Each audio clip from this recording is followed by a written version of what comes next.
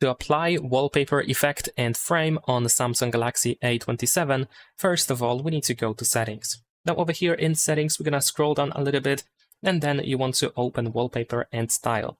After that, you want to go ahead and tap on the lock screen or home screen in order to customize the wallpaper. And then once this menu shows up or loads up, then you should be able to use frame and effect option at the bottom of the screen, as long as this wallpaper that you have currently selected is customizable. For example, if you choose one of the default wallpapers, then most likely you will not be able to use these things.